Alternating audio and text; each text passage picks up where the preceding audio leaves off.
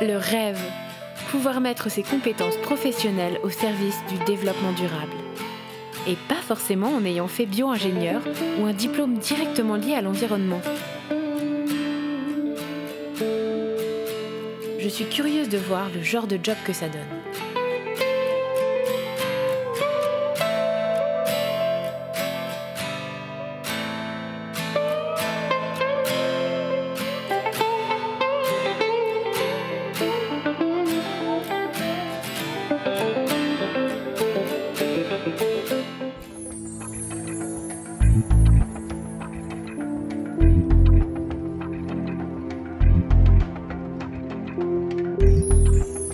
Dans le décret mission, publié en 1997, il est suggéré de préparer tous les élèves à être des citoyens responsables, capables de contribuer au développement d'une société démocratique, solidaire, pluraliste et ouverte aux autres cultures. Est-ce que ça signifie que l'on peut, voire que l'on doit intégrer le développement durable dans son cours ? Plus on questionne le concept, plus il est difficile de comprendre à quoi il renvoie. Ça veut dire que quand c'est durable, c'est équitable ? Bio ? Éthique ? Entre un lait bio et un lait équitable, c'est quoi le plus durable ? Et si on se pose la question pour le lait, on peut se poser la même question pour tout ce qu'on consomme. Quel casse-tête ? Bon, tentons d'y voir plus clair. Ça veut dire quoi, durable ? Durable, c'est très simple, c'est quelque chose qui peut continuer à exister d'une manière indéfinie. Alors ça veut dire en particulier qu'il ne pourra jamais y avoir de développement durable, parce qu'un développement qui n'arrête jamais, ça ne va jamais se passer. Ça ne veut pas dire que le concept de durable n'a pas de sens, mais qu'il ne faut pas parler de développement durable. Ça m'a toujours semblé une mauvaise expression.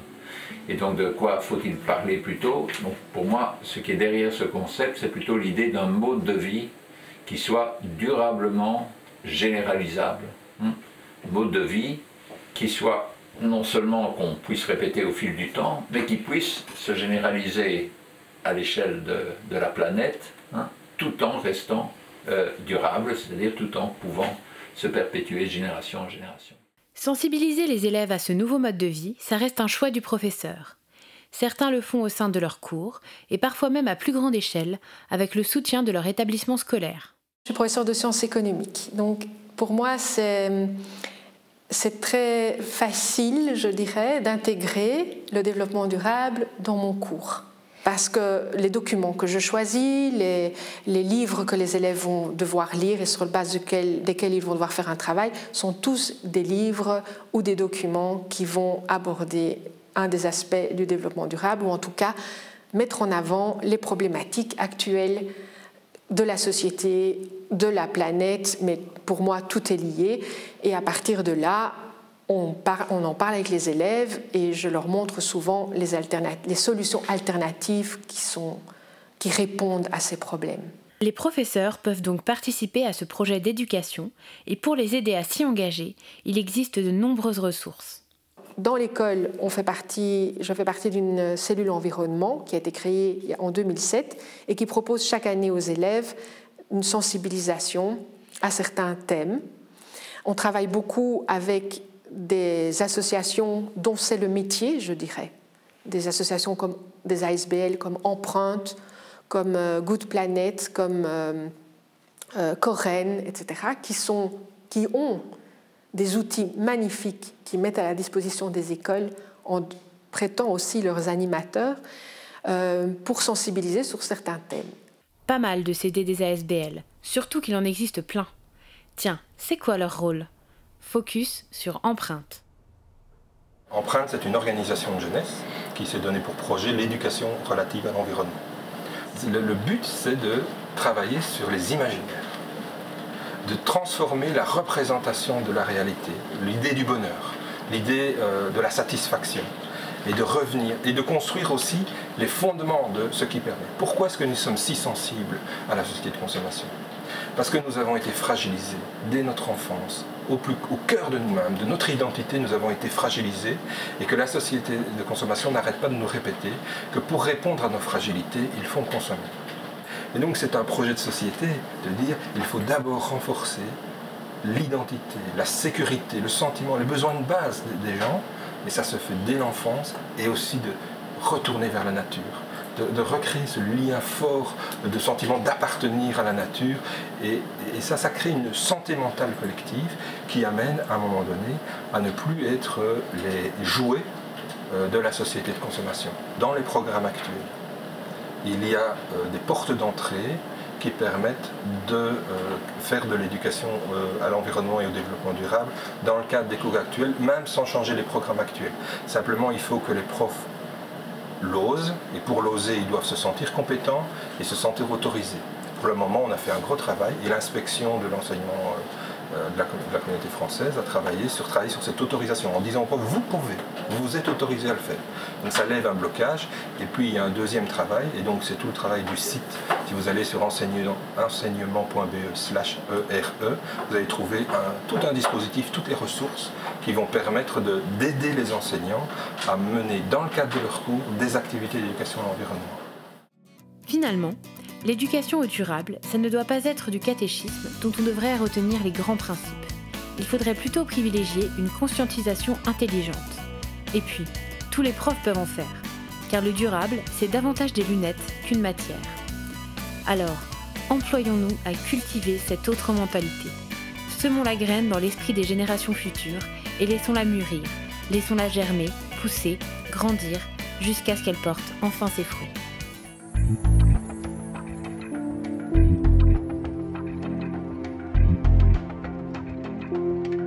L'Alterez-vous est un café fondé en 2010 à Louvain-la-Neuve. Il propose une restauration biologique et saisonnière, ainsi que des activités conviviales. Quels sont les traits spécifiques qui différencient le café citoyen d'une entreprise classique ? Donc, si on se compare à une entreprise classique, quelle est la différence entre nous et une entreprise classique ? Je dirais qu'il y a deux choses qui sont essentielles. Point de vue juridique, le fait que c'est une entreprise coopérative à finalité sociale. Donc la finalité sociale, c'est la garantie qu'on n'est nulle part dirigé vers la recherche du profit et que notre but est plutôt social. Donc c'est de faire la sensibilisation au développement durable et à l'écologie. Après, au niveau de la coopérative, au niveau pratique, la prise de décision est très démocratique. Il n'y a pas un patron qui décide comment les choses se font. On est à plusieurs à se mettre autour d'une table et décider. Les projets à l'image de l'Alterez-vous font partie d'un ensemble d'entreprises au sein de l'économie sociale. La finalité première n'est pas de maximiser le profit pour les actionnaires, mais bien de poursuivre, de déployer une finalité sociale tout en étant bien sûr rentable. Alors, les coopératives sont des entreprises qui regroupent en leur sein non pas des actionnaires qui veulent avant tout maximiser le retour sur leur investissement, mais d'autres types de parties prenantes. Si vous regardez justement dans les membres de la coopérative Alterez-vous, vous voyez que vous avez des travailleurs, vous avez des citoyens, des étudiants qui partagent la finalité sociale de la coopérative, des fournisseurs.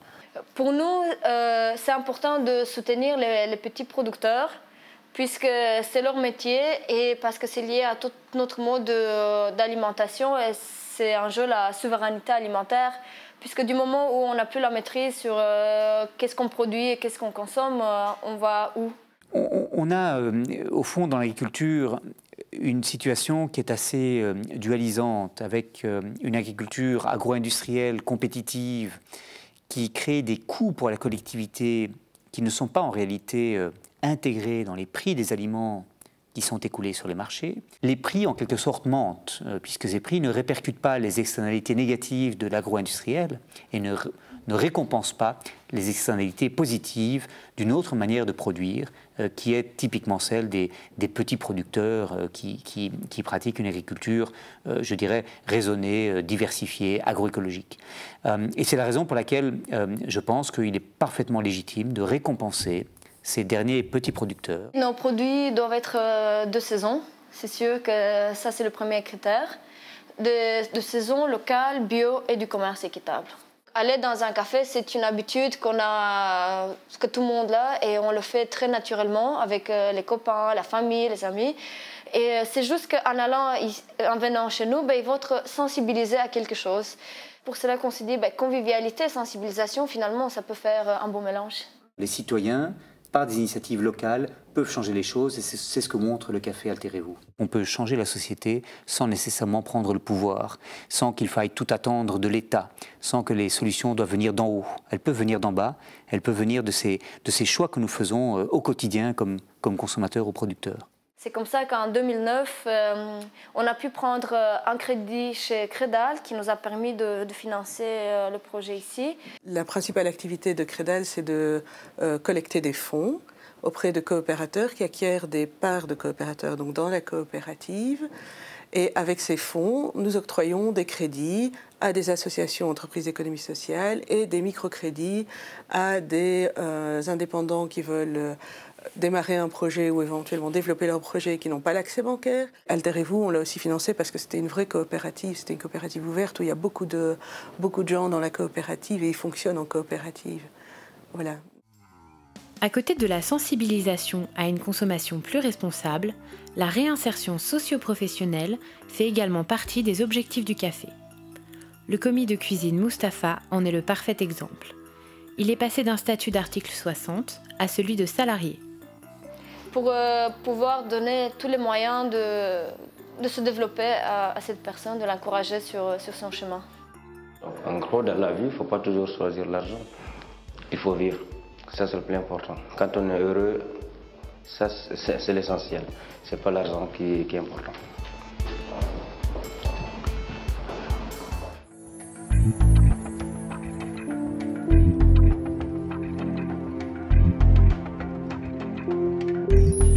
Suite aux divers problèmes que suscite le système agro-industriel, l'agroécologie est un courant en plein essor. Pierre Rabhi est un des précurseurs de ce mouvement. Elle se différencie du biomarketing sur plusieurs aspects, notamment la dimension spirituelle et le respect pour la terre et l'humain. Elle expérimente des techniques innovantes telles que la permaculture ou la biodynamie. L'agroécologie, c'est finalement une nouvelle façon de voir l'agriculture qui va essayer de tirer profit des cycles naturels pour réaliser une agriculture la plus respectueuse de l'environnement et finalement la plus efficace possible, en utilisant le moins d'intrants, c'est-à-dire d'apports extérieurs en énergie ou en produits dans l'exploitation agricole. Et en fait, dans l'agriculture traditionnelle, je suis un peu frustré parce que c'est une espèce de simplification de la réalité. Alors que dans une approche agroécologique de l'agriculture, ce qu'on essaye d'étudier, c'est un système, avec toute sa complexité, la complexité du vivant, la complexité des interactions entre les éléments, mais aussi une réappropriation par l'agriculteur de son système, en termes notamment de souveraineté alimentaire, d'autonomie par rapport aux firmes, de choix des ressources génétiques. L'agroécologie pour finalement produire plus. Est-ce possible ? Oui. La permaculture est une science qui vise à trouver un juste équilibre entre les plantes de façon à créer une symbiose. Cela évite d'ajouter engrais chimiques et pesticides sur les plantations. Les différents végétaux s'entraident.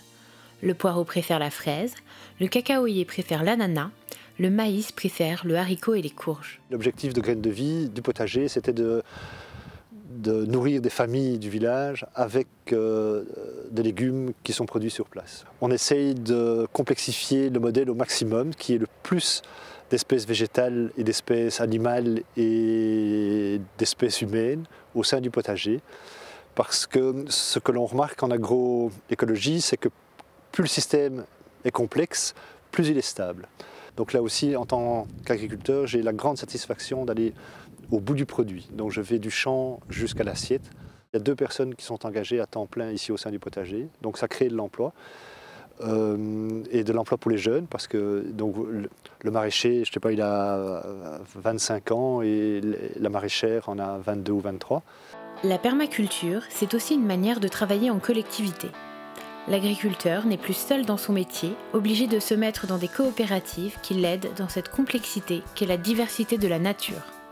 Donc dans le Brabant wallon, ici en Belgique en général, c'est assez difficile. Il n'y a quand même pas beaucoup de terres disponibles, beaucoup de spéculation foncière. J'ai eu un peu de chance, donc j'ai trouvé par bouche à oreille ici à Gré-d'Oisseau 3 hectares 30, que j'ai pas hésité, j'ai tout acheté il y a 2 ans et demi, 3 ans. Et j'ai lancé mon projet. Donc j'ai tout de suite commencé à faire du maraîchage, à faire un marché, 2 puis 3, et on est à 5 marchés par semaine actuellement. Et on vend aussi une partie des légumes en gros ou à d'autres collègues qui font des paniers, etc. En termes de philosophie du projet, je me suis décidé à faire du bio, évidemment, ça allait de soi. Petit à petit, je me dirige vers la biodynamie. Donc on travaille plutôt l'association des légumes sur une même saison en mettant, par exemple, je sais pas moi, un radis, une salade, et puis on va casser les familles. Et d'année en année, on ne va pas revenir avec une pomme de terre ou une carotte ou quoi après 5-6 ans. On va essayer de faire des rotations les plus longues possibles dans le temps. La sensibilité au départ, elle est la même, c'est de voir le sol pas comme un outil de production qu'on maximise pour produire X et X chiffres d'affaires. Mais c'est plus de voir la terre comme un organisme vivant qu'il faut soigner de la même façon qu'un corps humain, qu'un animal ou que quoi que ce soit. Et moi, je suis persuadé que la plante ne pousse pas simplement parce qu'il y a juste un complexe physique qui fait que la plante a envie de pousser vers le haut. Il n'y a pas que ça, quoi. Donc, La biodynamie met en relation la Terre avec le cosmos. Elle respecte les cycles et n'épuise pas la Terre. Quel parcours faut-il suivre pour en arriver là ?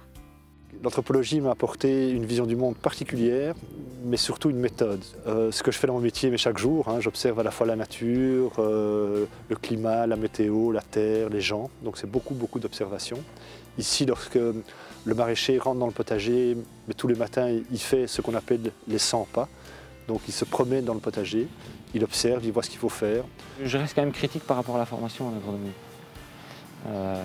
Donc j'ai appris énormément de choses, surtout en termes de gestion. Parce que quand on crée une entreprise, ici, moi j'ai déjà quand même 8 CDI.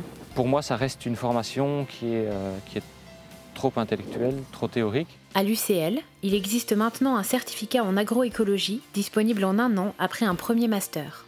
Le système agro-industriel, c'est en fait un système démodé. C'est un système du XXe siècle. Donc c'est un système très efficace, mais qui est basé sur l'utilisation de ressources énergétiques, sur l'utilisation de pesticides, sur l'utilisation d'engrais, qui vise en fait la performance, une seule performance à production. Et donc quelque part, c'est un système qui est démodé parce qu'il ne tient pas compte des enjeux du XXIe siècle, des questions d'environnement, des questions de changement climatique, des questions sociales. L'enjeu pour moi des 4-5 années à venir, ça va être cette confrontation maintenant entre ces expériences de niche, ces expériences de pionniers et les crises de l'agriculture industrielle. Et normalement, il devrait y avoir une partie des agriculteurs qui sont maintenant entre les deux qui devraient poser des choix. Et j'espère qu'ils vont poser les bons choix, c'est-à-dire ceux qui se rapprochent de l'agroécologie.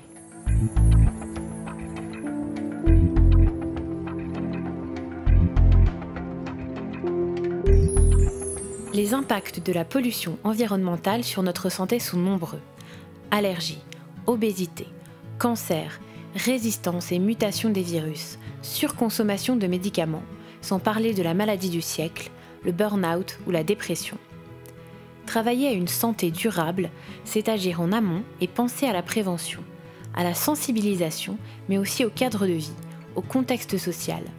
Si les médecins et les spécialistes guérissent les maladies, des métiers non médicaux prennent soin de l'homme et de son environnement social. Une des caractéristiques des maisons médicales, c'est vraiment essayer d'intégrer la dimension préventive et la dimension curative, et aussi au-delà de l'éducation à la santé, de mener des actions sur une communauté, dans un quartier. J'ai commencé par mener une recherche qui a duré 1 an, une recherche de type sociologique, anthropologique. On a en fait voulu comprendre quelles étaient les interactions entre les dynamiques sociales de quartier, donc la vie de quartier pour le dire plus simplement, et les individus. On a concrètement pu dégager certains objectifs qui tournent autour du renforcement de l'entraide dans le quartier Saint-Nicolas. Ce qu'on essaye de faire aussi, c'est améliorer la vie de quartier ici, je dirais développer un quartier de manière durable, par exemple en essayant de renforcer l'ancrage durable des habitants dans le quartier. Si vous aviez vu le quartier ici tel qu'il était il y a 20 ans, il a beaucoup changé entre-temps, depuis l'arrivée de la maison médicale et d'une série d'associations qui qui ont entouré la maison médicale. Il y a des projets très concrets qui ont été réalisés, comme une rénovation des trottoirs, de la rue, l'ajout de pots de fleurs, de bancs, un petit parc qui a été créé avec un espace sportif, un potager de quartier qui ont été créés. Donc tout ça, c'est des exemples de projets très concrets et qui ont un impact durable et immédiat aussi sur la vie des gens et la vie du quartier. Le médecin peut proposer une approche durable en accompagnant sur le long terme et de manière globale. Donc, je crois que toute une partie des jeunes qui font la médecine ont comme projet de sauver des vies. Et c'est très beau et c'est un très bel idéal. Et de temps en temps, peut-être que ça arrive. Mais au fur et à mesure qu'on travaille, on se rend compte que c'est pas tant sauver les vies qu'accompagner des chemins de vie qu'on va faire. On vient chez les personnes qu'on soigne, donc on entre chez eux, ce qui est très différent que de les voir par exemple dans un hôpital, parce que quand on est chez quelqu'un, on découvre son milieu de vie, ce qui est important pour lui, et voilà, et on respecte son lieu de vie. Ça donne une dimension complètement différente de la santé. On a une responsabilité dans la prescription de médicaments. Et que faisons-nous de cette responsabilité-là ? Exercer la médecine, c'est être confronté à des choix éthiques. Il faut apprendre à en parler avec ses patients. On se rend compte que, en tout cas, la santé est en lien avec la manière de se nourrir. Et la manière de se nourrir, elle est respectueuse de la planète ou pas. Donc là aussi, on a quelque chose à dire. Si les gens acceptent de continuer à manger tout ce qui est rempli de pesticides, par exemple, s'ils achètent des fruits et des légumes qui viennent d'Afrique du Sud, plutôt que de prendre des légumes qui ont poussé ici en Belgique ou dans les pays voisins, en fonction des saisons, etc. Je crois qu'on a un rôle par rapport à la santé aussi à travers la nutrition, mais aussi en disant aux gens combien leur équilibre de vie est important. Et donc, est-ce que tout le monde accepte la folie de la société actuelle de toujours courir et d'être rentable et de gagner plus, ou est-ce qu'à un moment, on s'arrête et on se dit mais c'est quoi le sens de tout ça ? Penser durable, ce n'est pas forcément faire miroiter le prolongement de la vie à l'infini. Quand je sais par exemple qu'une personne âgée veut vraiment terminer sa vie à domicile, moi je l'invite toujours à en parler avec la famille, avec les autres soignants. Il faut aussi que les infirmières le sachent et les aides familiales. C'est peut-être quand elles seront là qu'il y aura un problème. Écoutez, j'ai fait du bénévolat jusqu'à 80 ans à la clinique. J'ai vu qu'on mettait des appareils partout pour allonger les gens. J'ai dit... Pour allonger leur vie, vous voulez dire? On allongeait les gens qui étaient bien, qui avaient du pognon. Ah oui. Ça rapportait. J'ai vu tout ça.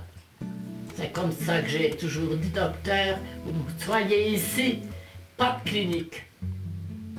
Je suis encore maître. La créativité est bienvenue, parce que c'est ça qu'on va vous demander en éthique plus tard, c'est aussi à partir de ce que vous avez analysé, de trouver des alternatives à une situation qui bloque. Hein. Donc on ne peut pas en rester simplement à ce qu'il y a, il faut justement parvenir à débloquer, à trouver une issue par rapport au dilemme éthique.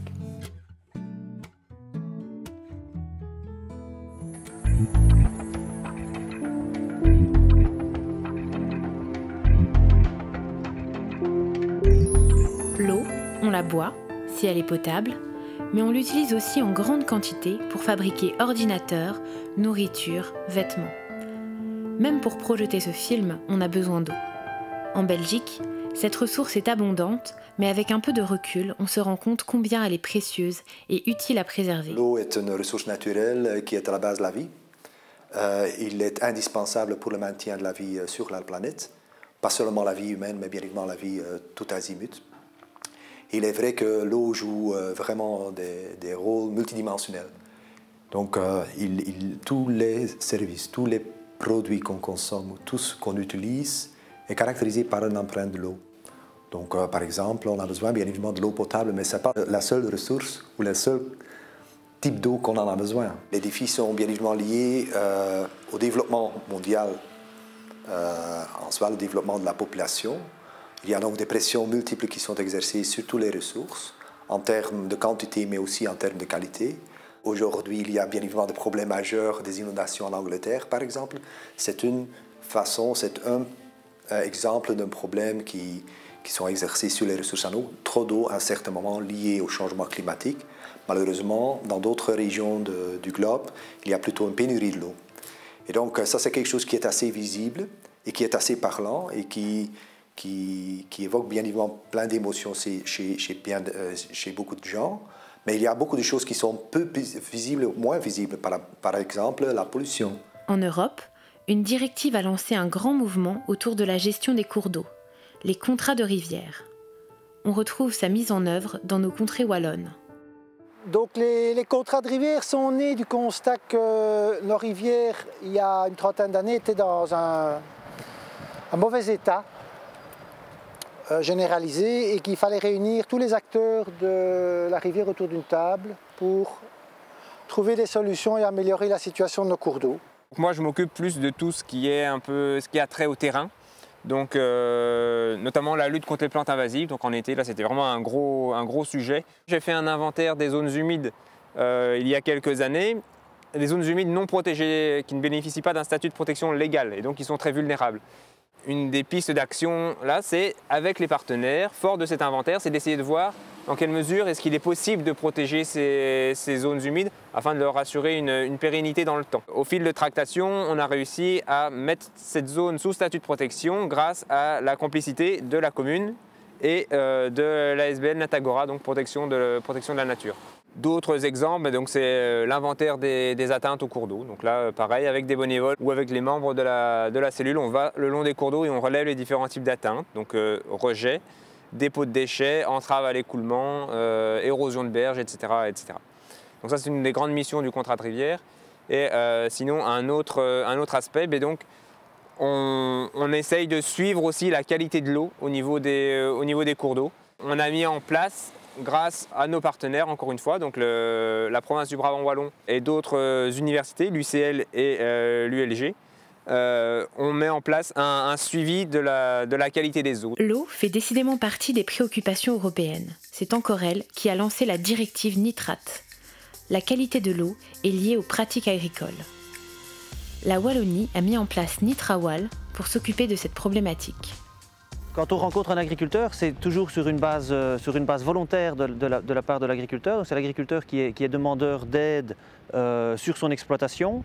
Donc demandeur d'aide pour plusieurs raisons. Ça peut être sur base de la fertilisation, sur base de la mise en conformité de ces bâtiments. On n'arrive pas dans une ferme avec des gros sabots en disant on va tout modifier chez vous pour améliorer la qualité des eaux. C'est pas comme ça que ça fonctionne.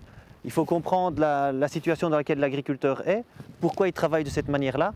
Et regarder avec lui ce qu'il est en mesure de faire directement, ce qui va avoir un impact aussi sur son exploitation. Le but est de continuer à lui assurer des rendements identiques en diminuant l'impact qu'on peut avoir sur la qualité des eaux. Ici, nous sommes juste devant un captage d'eau souterraine, dans lequel les teneurs en nitrate étaient relativement élevées, et sur lequel le producteur d'eau nous a demandé de pouvoir sensibiliser les agriculteurs, de faire de la vulgarisation et de regarder avec eux si les pratiques qu'ils avaient sur le bassin d'alimentation étaient des pratiques raisonnées. Ils viennent quand même chaque année après la moisson faire des prélèvements mais maintenant, je crois que bientôt, ils vont nous donner les résultats des APL qu'ils appellent ça, azote potentiellement lessivable, ça veut dire, c'est ça. Alors, d'après l'azote qui reste dans le sol, d'après les APL, nous autres, on peut calculer l'azote qu'on va remettre soit pour les betteraves, les pommes de terre ou pour la culture qui est en place. L'eau est un bien commun, mais cette ressource n'est pas forcément répartie de manière équitable. L'objectif des programmes de développement durable, c'est bien évidemment aussi de développer une solidarité entre différents pays, différentes régions, pour pouvoir assurer à ce que la richesse d'eau à une région peut être partagée avec l'autre. Donc on doit se poser la question, est-ce que c'est bon? Est-ce qu'on peut continuer à faire comme cela? Est-ce qu'on peut continuer à consommer des produits qui sont produits dans des régions qui sont déjà en pénurie? L'eau, ce serait vache de ne pas y penser.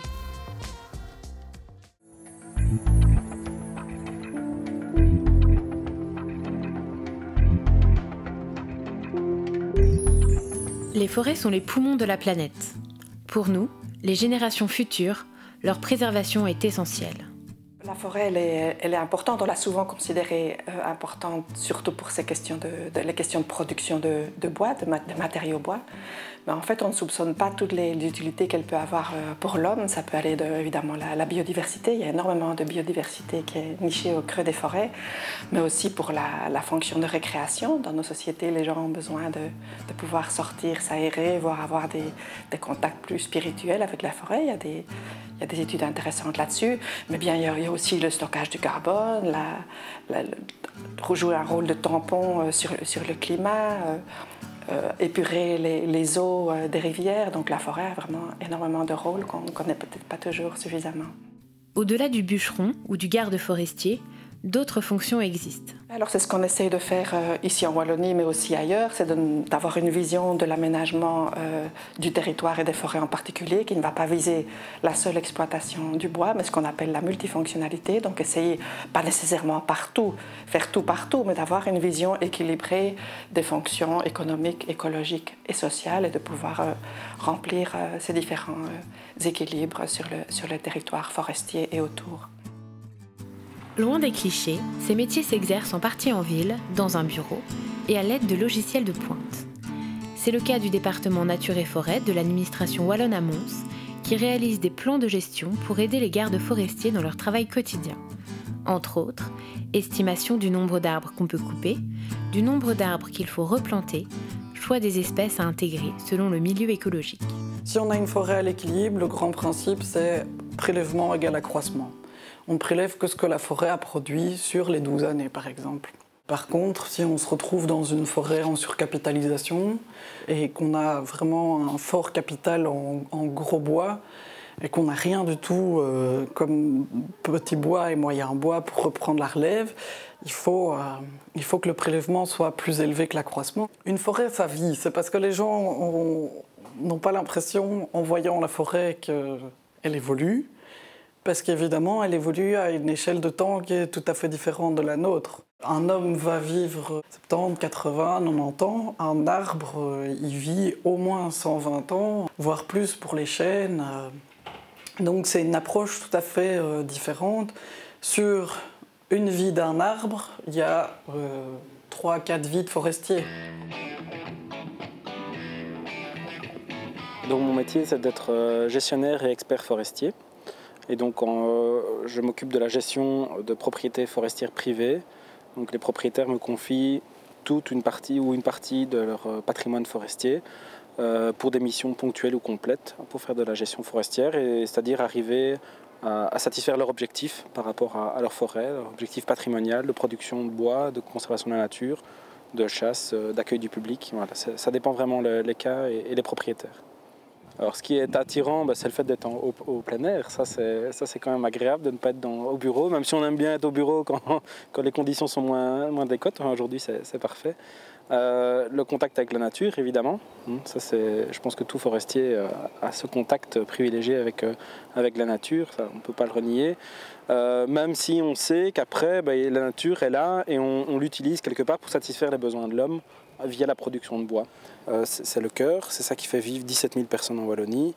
Et ça nous tient vraiment à cœur d'associer les habitants des villages voisins, les industries du bois à notre métier, tout en respectant le milieu, en respectant les habitats et les espèces, comme Natura 2000 le propose, mais aussi comme on le fait dans d'autres zones qui ne sont même pas Natura 2000.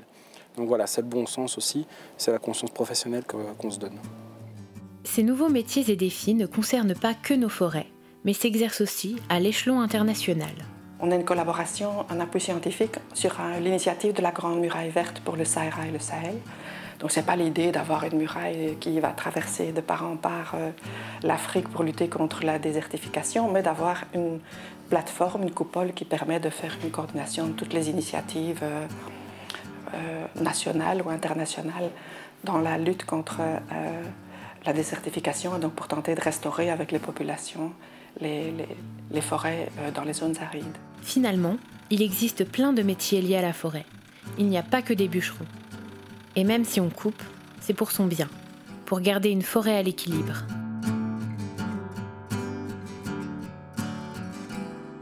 Couper.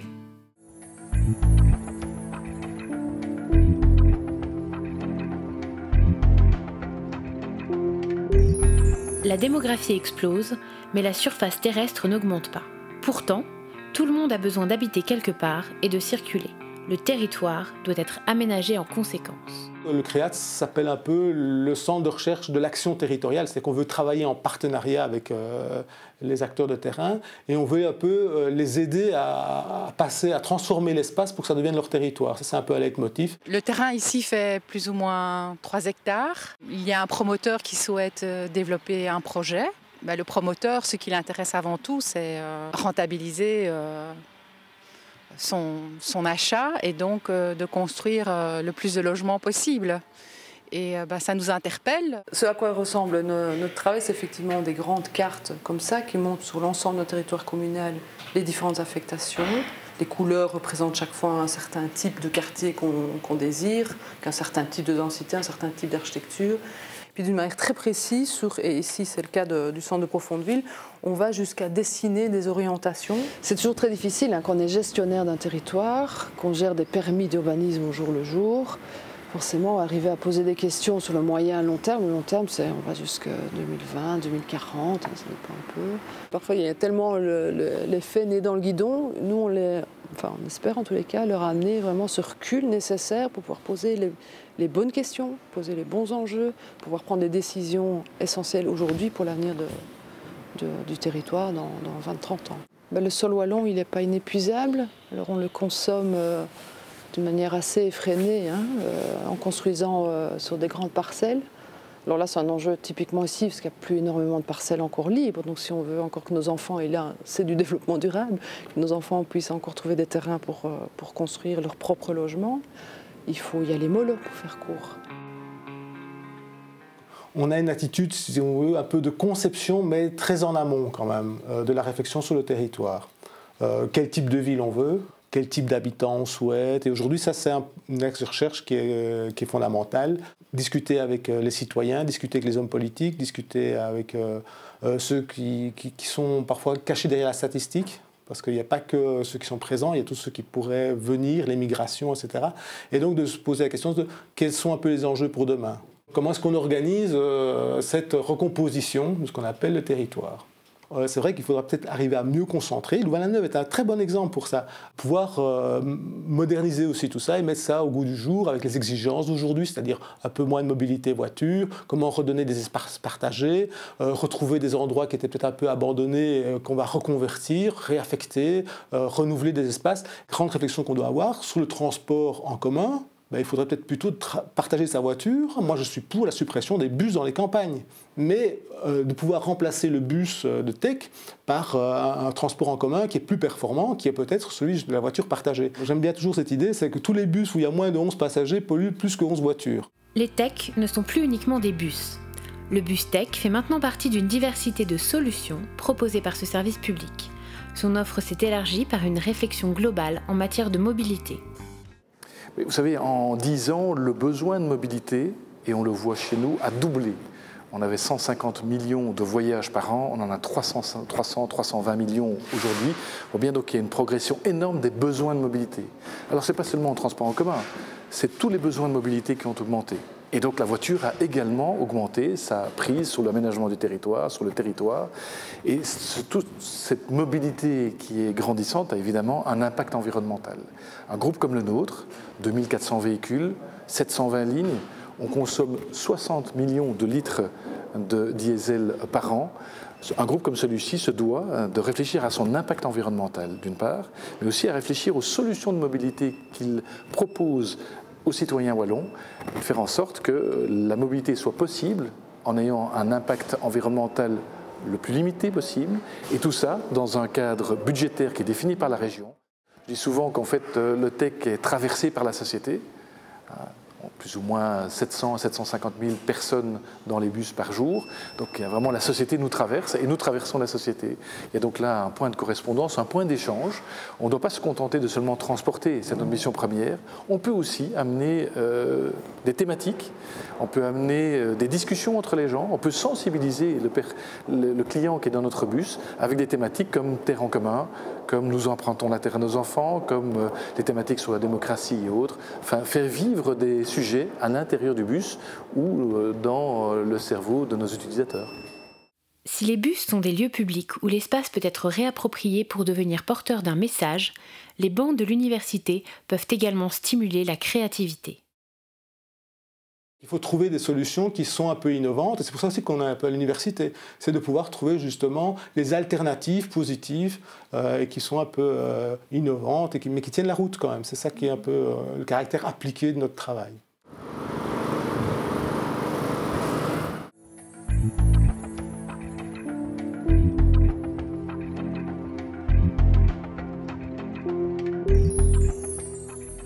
On se chauffe, on prend sa voiture, on allume son ordi, on téléphone. Sans énergie, sans pétrole, pas possible. On fait face à deux problèmes, la raréfaction des ressources et surtout le rejet de CO2. On met du CO2 dans l'atmosphère, on le sait. Ce CO2, enfin, et d'autres gaz, mais principalement le CO2 vient principalement de la consommation de combustibles fossiles. Pétrole, charbon, gaz. Donc, si on veut respecter ce que les climatologues nous disent qu'il faut respecter, il faut diminuer ces émissions de CO2 et arriver à zéro ou quasi zéro 2050, enfin le plus tôt possible. Donc l'alternative, c'est le renouvelable ou le nucléaire. Le nucléaire ne peut pas tout faire, il existe, il est relativement développé dans certains pays, mais voilà, ça évoluera un peu, mais ça ne va pas, je dirais, remplacer le fossile. Il reste le renouvelable. Le renouvelable, on peut faire énormément de choses avec, mais simplement le temps de mettre en œuvre ce renouvelable et le fait que les ressources soient également limitées va faire qu'on ne pourra pas totalement substituer tout le fossile par du renouvelable. Donc on va se retrouver tôt ou tard avec un creux d'énergie, en fait, d'accès à l'énergie. Pessimisme ou réalisme? Il y a néanmoins des choses à faire. Donc au niveau énergie renouvelable, il faut faire tout ce qu'on peut. Pas de jolies éoliennes ici. C'est au milieu de ces monticules de poubelles qu'on produit une énergie propre, en recyclant. Nous sommes en train actuellement de traiter cette fraction ultime des résidus de broyage qu'on appelle les résidus organiques. Alors comment ça fonctionne en fait? On va chauffer les résidus organiques à des températures relativement élevées, de l'ordre de 400 à 500 degrés, en absence d'oxygène, de façon à produire une vapeur qui va être condensée et transformée en ce qu'on pourrait appeler un pétrole brut. Ce pétrole brut sera ensuite distillé pour en faire de l'essence et du diesel. Essence et diesel qui seront brûlés dans des moteurs de cogénération pour produire de la chaleur et de l'électricité qui seront réutilisés par le procédé pour traiter la matière fraîche qu'on va y apporter. Tout à la fin, on va récupérer une fraction cendreuse avec laquelle on ne sait rien faire et celle-là, on va devoir l'envoyer en décharge. On peut dire qu'on réduit à rien les déchets qu'on mettait dans le passé en fait en décharge. C'est le grand avantage du procédé au niveau environnemental. Point de vue recyclage, c'est intéressant. On réduit et on valorise des déchets qui étaient enfouis en décharge et polluaient des hectares de terrain. Pour la problématique du CO2, la biomasse nous donne une belle solution. Bon, il y a beaucoup de définitions de la biomasse, donc c'est assez compliqué, mais je pense que la meilleure image qu'on peut s'en faire, c'est de se dire que c'est tout ce qui, tous les composés organiques qui viennent de mourir. Donc c'est-à-dire du bois, ou des plantes, ou des résidus agricoles, ou alors des déchets ménagers sont aussi considérés comme de la biomasse pour les parties qui sont biodégradables. Le CO2 qui va être émis pendant la combustion de la biomasse va être, à nouveau si les conditions du développement durable sont bien installées, va être recapté par la biomasse suivante qui va pousser. Son défaut, ou plutôt le point d'attention, c'est évidemment qu'il faut, comme je l'ai dit, faire attention qu'elle est utilisée dans un cadre renouvelable. Parce qu'il ne s'agit pas évidemment de déforester la terre entière pour brûler de la biomasse. À ce moment-là, l'avantage du caractère renouvelable de la biomasse n'est plus du tout garanti. Au départ, la problématique de l'énergie, très clairement, m'intéressait. Je pense que c'est un sujet essentiel parce qu'on va toujours avoir besoin de consommer et donc de produire de l'énergie. La biomasse, je trouve, je l'ai déjà dit, une belle énergie dans le sens où c'est une extrapolation pas trop compliquée par rapport aux énergies existantes, qui sont bien connues, bien maîtrisées, et qui a ce grand avantage d'être stockable et transportable. Évidemment, je pense que ce n'est pas la panacée. Donc évidemment, dans le développement durable et dans la production d'énergie, il faudra arriver à maîtriser un mixte d'énergie qui sont l'énergie éolienne, l'énergie des marées, l'énergie du soleil et la biomasse en fait partie, je pense. Je pense que le développement durable Je ne vois pas comment on pourrait dire maintenant que ce n'est pas important, ça c'est certain. Maintenant après, c'est là que s'ouvre le débat évidemment. Une fois qu'on a posé que le développement durable est important, le débat c'est de savoir comment est-ce qu'on applique le développement durable, avec des contraintes matérielles, quelles sont les technologies disponibles pour le faire. Et c'est là évidemment que l'ingénieur intervient, parce qu'il faut passer du concept de développement durable à une application très concrète, en tenant compte à la fois des enjeux sociétaux, mais aussi de la législation, savoir quelles sont les contraintes, et évidemment dans l'industrie, d'une certaine rentabilité dont on peut se passer. Les ingénieurs vont arranger ça, on va le combler ce creux d'énergie. Pas si sûr en fait. On peut essayer de combler ce creux en améliorant les technologies, en ayant des choses qui consomment moins pour le même service, en ayant des éléments qui consomment plus du tout. Mais tout ça ne se fait pas sans mal, donc il y a beaucoup de développement technique à faire. Et ça ne va pas combler la différence. Donc quelque part, ce creux d'énergie sera toujours manifeste, malgré les améliorations qu'on peut apporter à nos technologies. Et donc à un moment donné, il faudra discuter avec des sociologues, des économistes, des psychologues, des philosophes, pour se dire, mais oui, mais dans un monde avec moins d'énergie, on fait comment? Alors pourquoi c'est important? Simplement parce que l'économie et l'énergie sont très liées. Donc toute activité humaine, toute activité économique nécessite de l'énergie. Il faut quelque part repenser la façon dont on fonctionne dans nos sociétés. On va pas s'en sortir si facilement. Il y aura du boulot pour tout le monde.